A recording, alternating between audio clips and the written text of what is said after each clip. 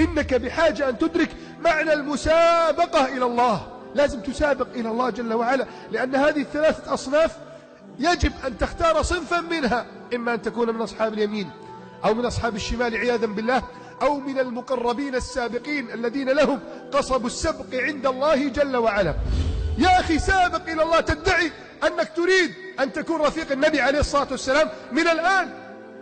لا تقل أنا في فرنسا، أنا في بلد غير مسلم، أنا يحارب في هذا البلد الدين، أنا أؤذى، أنا أعاني، أنا لا أجد وقت للصلاة. يا أخي أصحاب النبي أوذوا أكثر مما أوذيت أنت، ومع ذلك كانوا في المقدمة.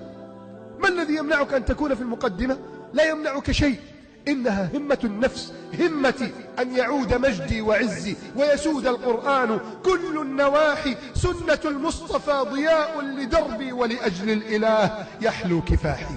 يجب أن يكون هذا حالك وشأنك. والسابقون السابقون أولئك المقربون في جنات النعيم، ثلة من الأولين وقليل من الآخرين. ذكر الله أنهم مجموعة من الأولين. ليه؟ لأنهم فهموا معنى السباق، فهموا معنى المسارعة إلى الله. ولماذا قلة من الآخرين؟ لأنهم لم يفهموا معنى المسابقة إلى الله سبحانه وتعالى. لذلك كثير منا بحاجة أن يدرك كيف يسابق إلى الله.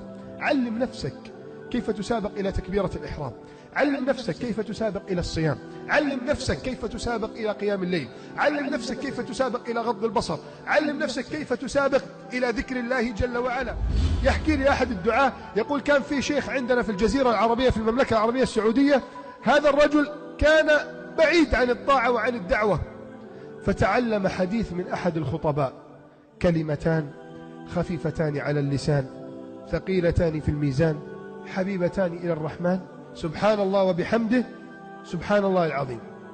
الآن يا إخواني قلنا هاتين الكلمتين اللتين يحبهم الرحمن. يا رب كما قلنا ما تحب أحبنا يا رب. انظر، هذا الرجل أصبح لا يقابل أي واحد في الشارع أو بقال أو بائع أو يركب مواصلات إلا ويقول: يا أخي ردد معي كلمتان خفيفتان على اللسان ثقيلتان في الميزان حبيبتان إلى الرحمن سبحان الله بحمده سبحان الله العظيم. يقول حصل له حادث كنت موجود معه. هذا الرجل يحكي لي يقول كنت موجود معه وأنا أحاول أن أسعفه، ووالله كان في اللحظات الأخيرة يشد يدي ويقول: يا أخي كلمتان خفيفتان على اللسان ثقيلتان في الميزان حبيبتان إلى الرحمن سبحان الله بحمده سبحان الله العظيم. ومات. همته أن يبلغ دين الله جل وعلا. قال صلى الله عليه وعلى آله وسلم: بلغوا عني ولو آية. فاستمر ذلك الرجل يبلغ هذا الحديث عن رسول الله صلى الله عليه وعلى آله وسلم. إذن يجب أن يكون عندك همة تسابق بها إلى الله جل وعلا. يا رب اجعلنا وجميع من حضر من إخواننا وأخواتنا من السابقين إليك. يا رب اجعلنا وجميع من حضر من إخواننا وأخواتنا من السابقين إليك.